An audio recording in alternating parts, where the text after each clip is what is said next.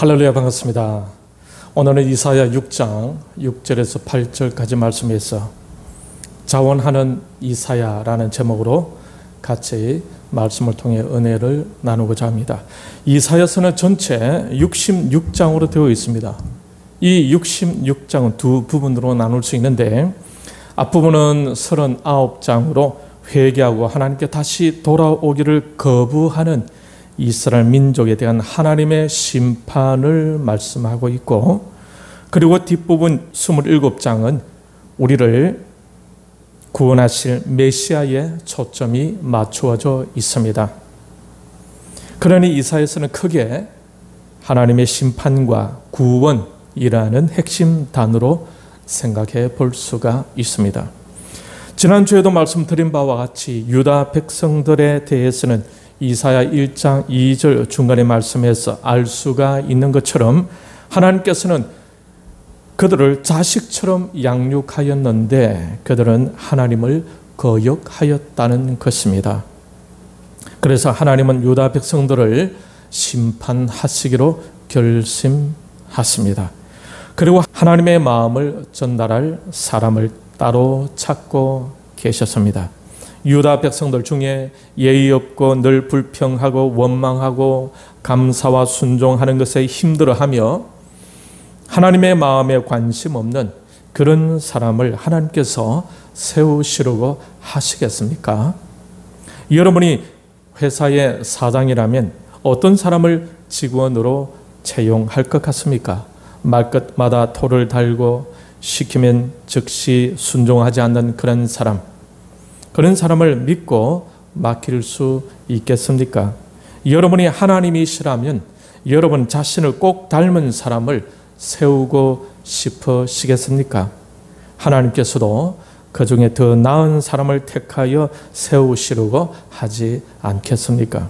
하나님의 마음을 잘 이해하고 하나님 중심에서 모든 것을 볼 수 있는 믿음의 눈과 믿음의 귀가 열려있는 사람을 찾고 계시는 것입니다. 하와가 에덴 동산에 거닐고 있을 때에 하와에게 마귀가 다가왔죠.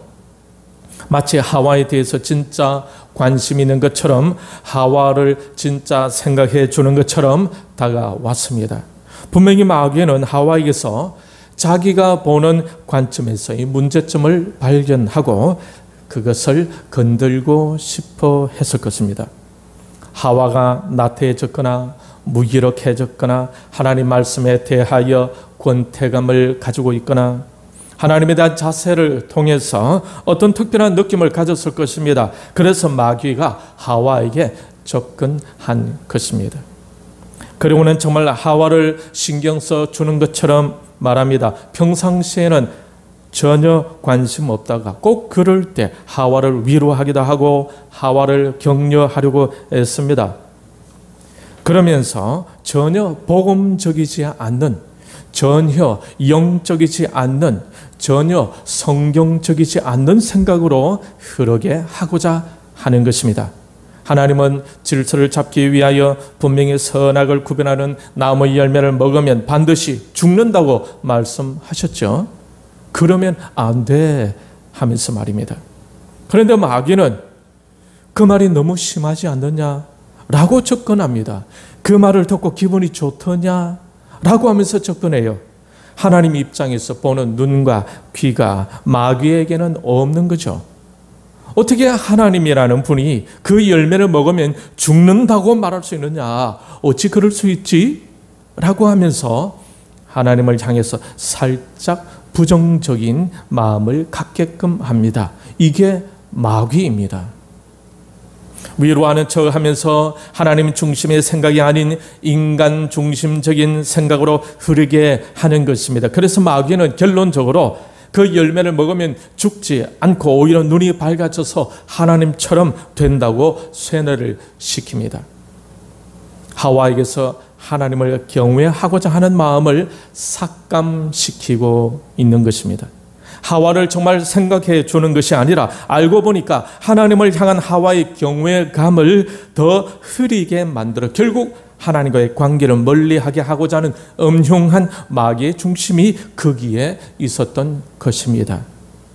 오늘날에도 이런 흐름의 사람들이 있을 수 있습니다. 알고 보니까 마귀의 생각 흐름에 너무 익숙해져 있어서 공동체의 영성과 질서를 혼란하게 만드는 사람들이 있다는 것입니다. 이런 사람들은 인간적인 생각과 인간적인 지혜와 인간적인 힘으로 살아가는 종교인들입니다. 육신에 속한 사람들인 거죠. 요한일서 3장 10절에 보게 되면은 이러므로 하나님의 자녀들과 마귀의 자녀들이 드러나나니 무릇 의를 행하지 아니하는 자나 또는 그 형제를 사랑하지 아니하는 자는 하나님께 속하지 아니하니라. 그들이 바로 요한일서 3장 10절에서 말하고 있는 하나님의 자녀들과 구별되는 마귀의 자녀들에게 가까운 사람인 것입니다. 마귀가 하나님께서 사용하신 용어들을 그대로 사용하면서도 의미는 하나님 중심이 아니라 인간 중심을 표방하고 있는 것입니다. 이처럼 인간 중심의 흐름에 빠져 있게 되면 바로 마귀의 유혹에 빠져 들어가게 된다는 것입니다. 그러니 인간 중심 한가운데는 마귀가 그 중심을 차지하고 있음을 알아야 됩니다. 베드로가 그랬지 않습니까? 예수님께서 십자가에서의 죽음을 말씀하실 때 베드로는 예수님이 죽으시면 안 된다고 주장했습니다. 예수님을 정말 생각해 주는 것 같았습니다. 그런데 예수님께서 정확하게 진단하시죠. 사탄아, 내 뒤로 물러가라. 너는 하나님의 일을 생각지 아니하고 사람의 일을 생각하는도다. 라고 하셨습니다. 이때 베드로는 마귀 중심적인 사람이 되고 있었던 것입니다. 같은 성경을 보면서도 성경을 해석하는 부분에 인간적인 추리 소설처럼 사용하는 사이비 이단들이 있지 않습니까? 그 사이비 이단들은 완전히 인간적으로 완전히 마귀적으로 돌아선 무리이지만 그 정도는 아니더라도 하나님 중심보다는 여전히 인간 중심의 생각과 인간 중심의 지혜와 인간 중심의 방식의 흐름으로 흘러가는 사람들이 교회 안에도 있을 수 있다는 것입니다. 그곳에는 성령의 흐름이 없어요. 그곳에는 하나님 아버지의 마음을 찾을 수가 없어요. 하나님의 목적이 상실되고 화목 역시 약해지게 됩니다. 이스라엘 백성들이 그랬던 것입니다. 종교 행위의 모습은 가지고 있으면서도 그들의 생각은 하나님을 거역하고 하나님을 떠나고 있었던 것입니다. 그들 자신들은 모르지요. 그런데 하나님의 눈에는 다 보이는 것입니다. 하나님은 속일 수 없어요.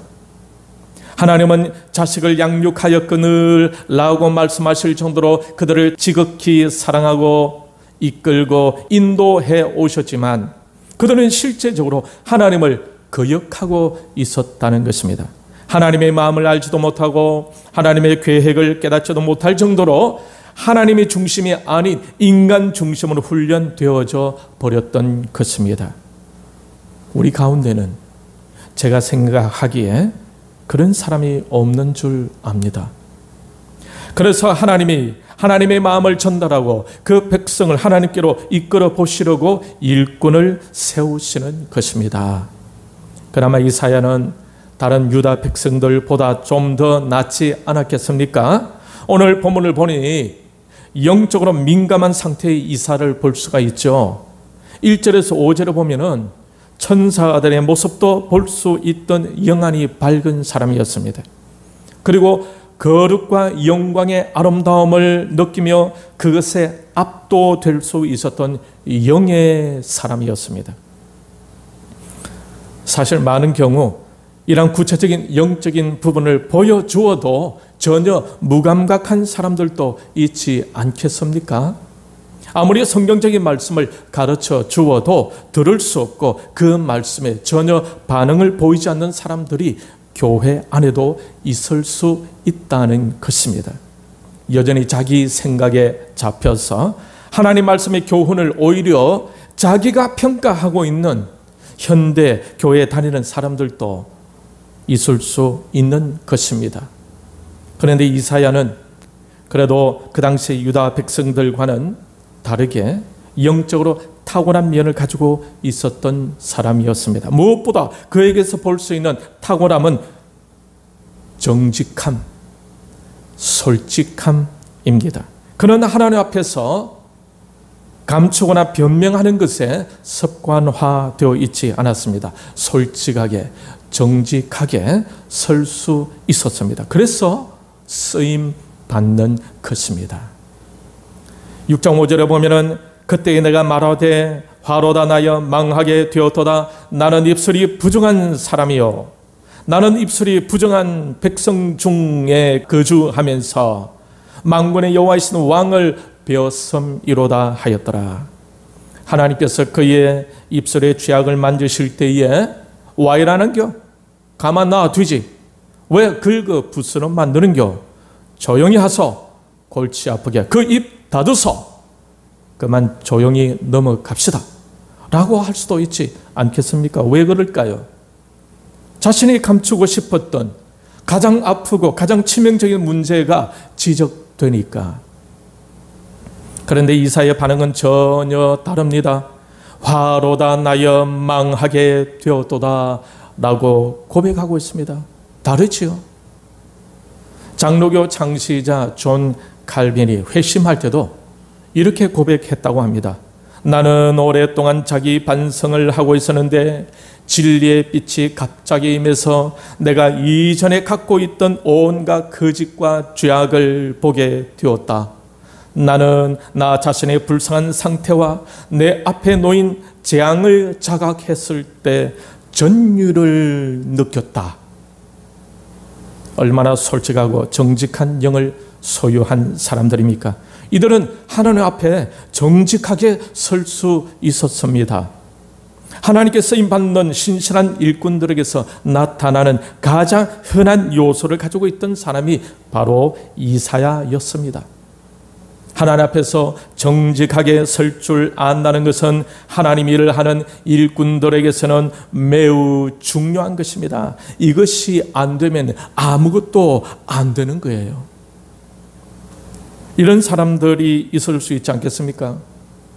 하나님께서 자신의 치부를 건드리시면 더 신경질 내면서 그만하소 하고 튀쳐나가는 사람들도 있지 않겠어요? 이사야 26장 10절에 보게 되면 악인은 은총을 입을지라도 의를 배우지 아니하며 정직한 자의 땅에서 불의를 행하고 여호와의 위엄을 돌아보지 아니하는도다. 아무리 하나님의 은총을 입을지라도 악인은 의를 배우려고 하지 않는다고 하고 있습니다. 이런 경우가 바로 마귀에게 속해져 있는 상태의 자녀임이 드러나는 현상인 것입니다. 그런데 하나님께 속한 신실한 자녀들은 그럴 때 어떻게 할까요? 더 근심하고 회개하게 되죠. 정직하게 솔직하게 서서 하나님 앞에서 자신을 돌아보게 되는 것입니다.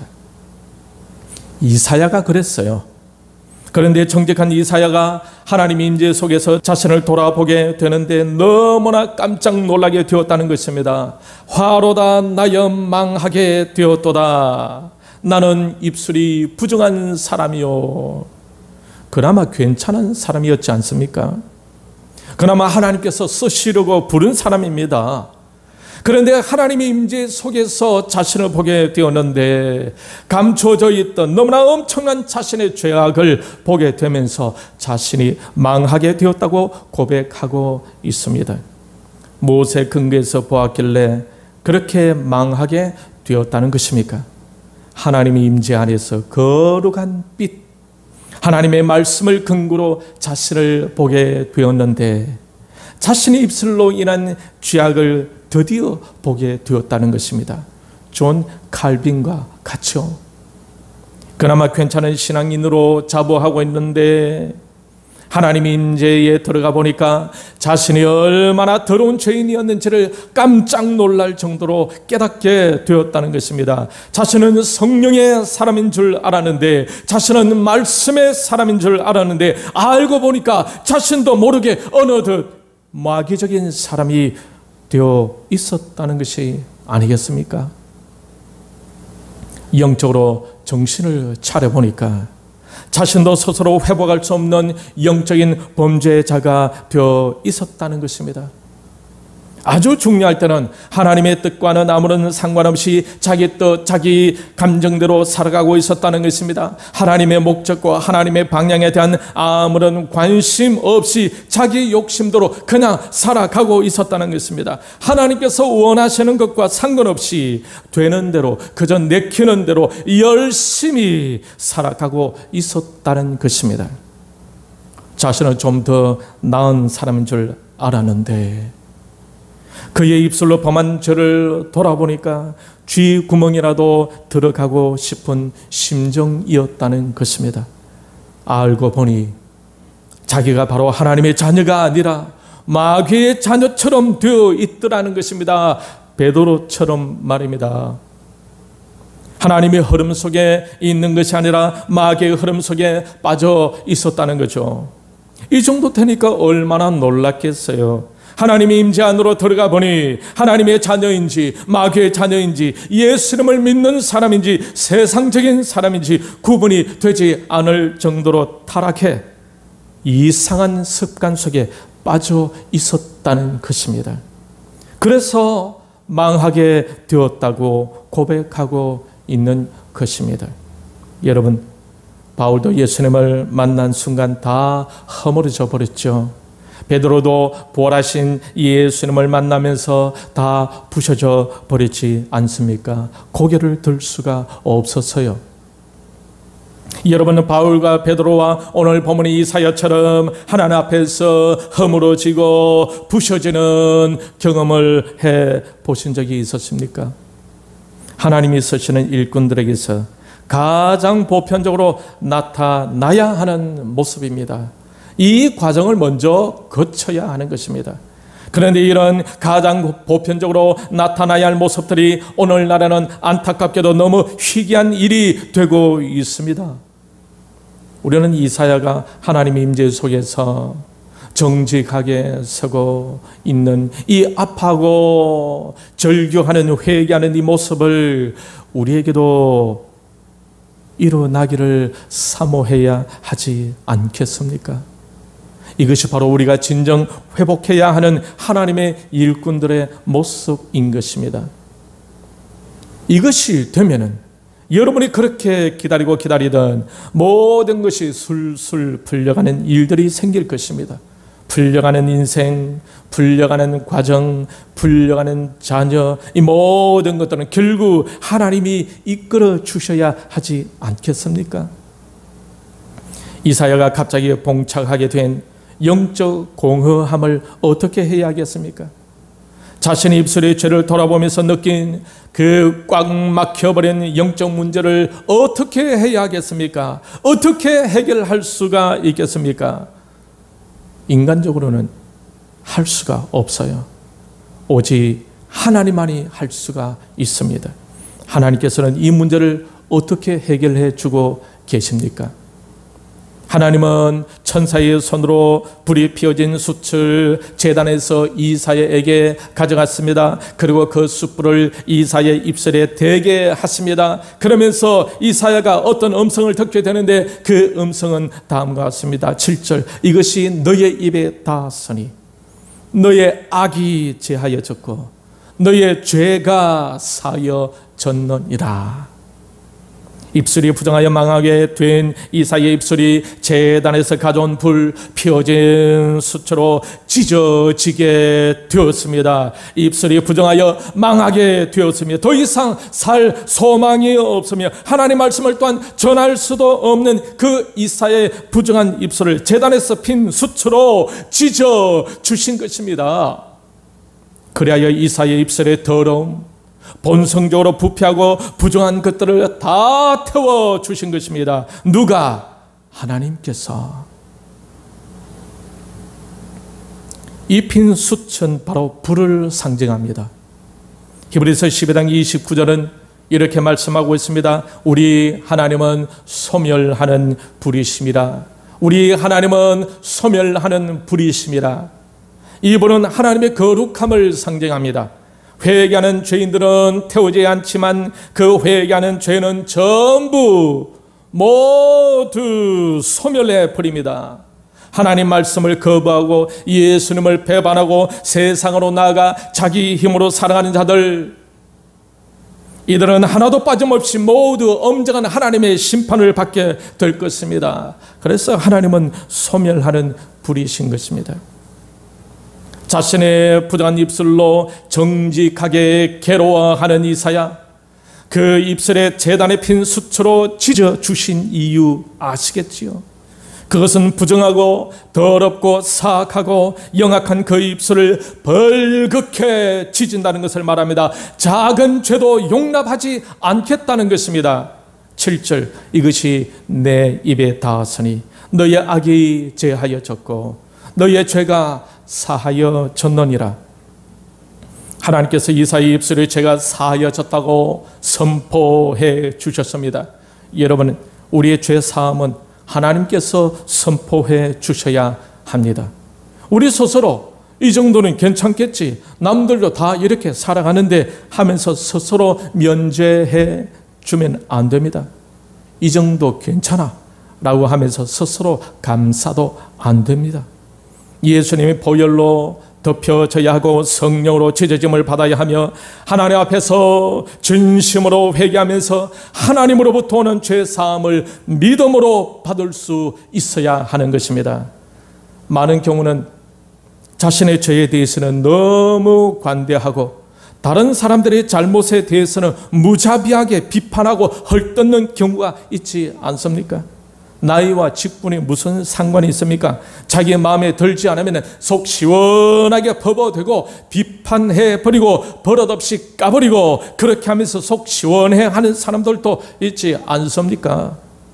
그런 모습은 요한일서 3장 10절 말씀에 나타난 하나님의 자녀와 마귀의 자녀 중 누구에게 가까운 사람일 것 같습니까? 나는 하나님의 자녀에게 가까울까? 나는 마귀의 자녀에게 가까울까? 우리는 우리 자신을 향해서 이런 질문을 던져볼 필요가 있습니다. 신앙생활도 기본 인성에 따라 달라지는 것 같아요. 예수 그리스도의 마음을 담아낼 수 있는 그릇이 있는 반면에 예수 그리스도의 마음에 먹칠을 하는 그릇도 있지 않겠습니까? 그러고 보면 자녀들이 자랄 때의 가정교육이 참 중요한 것 같습니다. 거칠게 조폭 생활을 하면서 예수를 믿으면 신앙의 질도 좀 이상해질 수 있지 않겠습니까? 물론 바울처럼, 베드로처럼, 이사야처럼 하나님의 임재 안에서 완전히 변화된 사람들은 오히려 그들의 과거로 인해 하나님께 더 큰 영광을 돌릴 수도 있습니다. 요 근래에 제가 자주 언급하지만 울산대학교 이정훈 교수 아시지요? 교회 없애버리려는 완전 골수 좌파 쪽에서 일하다가 예수님을 만나 완전히 바뀌어진 사람, 어떻게 하면 법으로 교회를 해체시킬까를 고심하던 그 사람이 이제는 회심하여 교회와 하나님의 나라를 위해 일하는 사람이 되었습니다. 그런 사람들을 만지셨던 하나님이 이 시간 저와 여러분을 만지지 못하실까요? 여러분이 그 정도의 모습에 만족하지 마시길 바랍니다. 제가 볼 때 하나님은 그 정도로 만족하지 않으시는 것 같아요. 우리는 죄를 짓고 내 마음대로 인간적으로 살다가 회개하고 또 내 뜻대로 살다가 또 회개하고 이런 회개하는 것이 습관화된 것은 아닙니까? 작년보다 좀 더 변화가 일어나야 하지 않겠습니까? 재작년보다 좀 더 변화가 일어나야 하지 않겠습니까? 여러분은 이사야의 입술을 찢은 제단에 핀 숯불이 필요하지 않으십니까? 우시아 왕도 처음에는 잘했어요. 왕으로 오래 있다 보니까 단기가 부어갔고 제사장을 아주 우습게 보게 되었던 것입니다. 변질돼도 한참 변질되었어요. 자기도 지도자 위치에 있으니까 하나님이 종이 하는 일이 만만하게 보이는가 보죠. 이렇게 저질적으로 변질되는 것은 무서운 일입니다. 변질된 모습을 보고 잘한다고 하는 사람들은 또 뭡니까? 무지몽매한 사람들, 마치 마귀의 유혹에 넘어간 하와처럼 말입니다. 그런데 하나님 말씀하시는 그 결과는 심판이요 멸망이라는 것입니다. 그런데 오늘날에 자신을 돌아보며 여전히 자신을 낮은 곳에 두려고 말씀을 묵상하고 기도하면서 하나님의 뜻대로 하나님의 이끄심을 따라 살아가려는 훌륭한 믿음의 사람들도 또한 있습니다. 여러분 가운데도 있으시죠? 여러분, 깡패와 양아치를 구분할 수 있겠습니까? 깡패는 명분 있는 싸움에 정의롭게 폭력을 행사하고자 한다고 합니다. 그들의 세계 안에서도 의리를 지키는 정의를 실현한다는 정의파인 것처럼 행세를 하고자 한다는 것입니다. 그래서 그 안에서도 절도가 있고 질서가 있고 의리가 있다고 합니다. 그런데 양아치는 일단 자기의 마음에 맞지 않으면 무조건 폭력을 휘두른다는 거예요. 명분도 없고 자기 코앞에 작은 이득, 자기 기본에 따라 막 살아간다는 것입니다. 이런 깡패의 세계에도 질서가 있고 의리가 있고 정의를 생각한다면 하나님을 믿는 우리 신앙인들은 하나님 안에서 양아치처럼 살아가서 되겠습니까? 적어도 깡패보다는 더 정의롭고 깡패보다는 더 질서가 있고 깡패보다는 더 의리가 있어야 하지 않겠습니까? 우리 교회는 하나님의 나라와 의를 중심으로 의리가 있고 기본 질서가 있고 순종도 있고 이사야처럼 성령의 불로 지져짐을 받은 사람들의 모임인 줄 믿습니다. 그런데 이 땅에는요, 양아치 같은 교인도 아니고 신자도 아니고 성도도 아니고 그냥 교회에서 말씀 피우고 다니는 사람들이 없죠. 의리 없고 질서도 없이 말입니다. 우리 교회는 신사 성도들만 있으니 얼마나 감사합니까? 개척교회 목사 힘들다고 정중하게 존중해 주시지, 조금이라도 힘이 되어 드려야지 하면서 적극적으로 협조해 주시지, 작은 교회에 화목의 분위기라도 없으면 안 된다고 스스로 낮아져 성도들을 편하게 대해 주시려고 애를 써 주시지, 내가 먼저 교회에 솔선수범해야 한다고 먼저 모든 예배에 참석하고 기도로 준비해 주시지, 비록 작은 교회 목사이지만 만나면 주의 종이라고 먼저 인사해 주시고 예의를 갖춰 주시지, 그래서 부족한 제가 더 열심히 해야겠다는 마음을 절로 갖게 되는 것입니다. 결과적으로 우리 교회는 양아치 같은 교인이 없다는 것에 얼마나 감사한 일인지 몰라요. 이런 귀한 지도자들이 있으니 어찌 우리 한소망 교회가 잘 되지 않을 수가 있겠습니까? 목사가 아무리 잘해도 새신자들은요, 기존 성도들과 친해지지 못하고 기존 성도들로부터 신앙의 본을 받지 못한다라고 생각되면은 여기 있으면 안 되겠다 하고 떠난답니다. 교회 성장하게 보게 되면은 새신자가 교회에 처음 오면 6개월 안에 5명 정도의 좋은 교전을 나눌 수 있는 사람을 찾지 못한다면은 교회를 떠난다고 합니다. 그러니 우리 평신도 되신 분들은 말씀과 기도로 훈련을 잘 받아야 하는 것입니다. 그리하여 예수 그리스도를 닮은 모습을 잘 갖추어서 새신자들을 따뜻하게 맞이하며 그들에게 좋은 믿음의 친구가 되어 주어야 하는 것입니다. 옆에 있는 분들에게 그렇게 있어 주셔서 감사합니다 라고 한번 인사 나누도록 하겠습니다. 하나님께서 이사야를 쓰시는 데 있어서 먼저 이사야의 죄 문제를 해결해 주십니다. 저와 여러분도 하나님께 쓰임 받는 데 있어서 꼭 거쳐야 할 것이 바로 제단의 핀 숯불로 지져짐을 받는 과정인 것입니다. 이 과정을 지나게 되면은 비로소 이사야와 같은 고백이 나오게 되는데, 8절에 내가 여기 있나이다 나를 사용하소서. 제단의 숯불로 죄 씻음을 받게 되자 주님의 음성이 들려옵니다. 내가 누구를 보내며 누가 우리를 위하여 갈꼬. 하나님이 소명의 부르심은 죄를 가져고는 들리지 않습니다. 죄를 가져고는 이 사명을 받아들일 사람이 없어요. 거룩한 하나님의 명령, 거룩한 하나님의 부르심은 성령의 불로 지지짐을 받을 때 비로소 맑고 생생하게 들려지는 것입니다. 그럴 때 이사야와 같은 응답을 할 수가 있습니다. 내가 여기 있나이다 나를 보내소서.